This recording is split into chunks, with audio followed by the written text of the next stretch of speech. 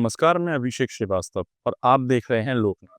आइए डालते हैं आज की खास खबर पर नजर। ग्वालियर में एक पति ने अपनी पत्नी पर जान से मारने की धमकी देने और बॉयफ्रेंड को घर में साथ रखने की शर्त रखने का आरोप लगाया है।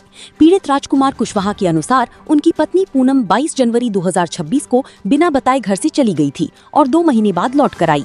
उसने कहा कि वो अपने बॉयफ्रेंड आशु उर्फ कमल सेन के साथ रहना चाहती है और अगर राजकुमार सहमत नहीं हुआ तो वो घर छोड़कर चली जाएगी। 5 मई 2026 को पूनम फिर से घर से चली गई। कथित तौर पर पति पर हमला किया और घर के सोने चांदी के जेवरात, नकदी और 4 बच्चों को लेकर फरार हो गई। राजकुमार ने पुलिस से पत्नी को ढूंढने और अपनी जान माल की सुरक्षा की गुहार लगाई है। पुलिस मामले की जाँच कर रही है। मेरा राजकुमार कुशवाहा है।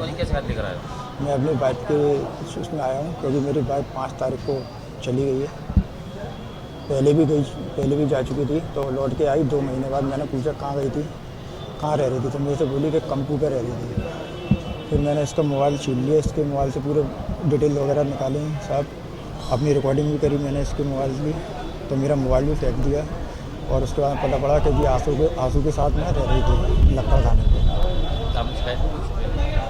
मैं शिकायत करने के लिए गया था, कोई मेरी सुनवाई नहीं होती। मेरे को वहाँ पर झूठा इल्ज़ाम ला के वापस ले जाता थाने पे कि दरुआ है, तू दारू पीता है, ऐसा नाम मेरे साथ ऐसा बोल गया। इसलिए सर मेरे को जो परेशानी है कि आज मैं और मेरे पिताजी अकेले रहते हैं। मेरी बच्चियाँ वापस मिले मेरे को, और मेरा जो सामान गया है, मेरे पिताजी का जो मकान था वो मेरे पिताजी को वापस दिया।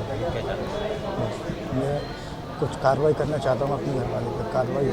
अधिकारियों से मिले आप, क्या बोले?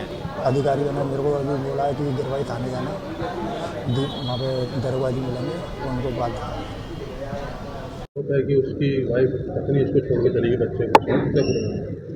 आज जन सुनवाई के दौरान एक आवेदनकर्ता द्वारा एक आवेदन प्रस्तुत किया गया, जिसमें ये लिखा है कि जो आवेदन करता है उसकी पत्नी उसको छोड़कर चली गई है और साथ में कुछ ज्वेलरीज और कुछ कैश लेकर चली गई है।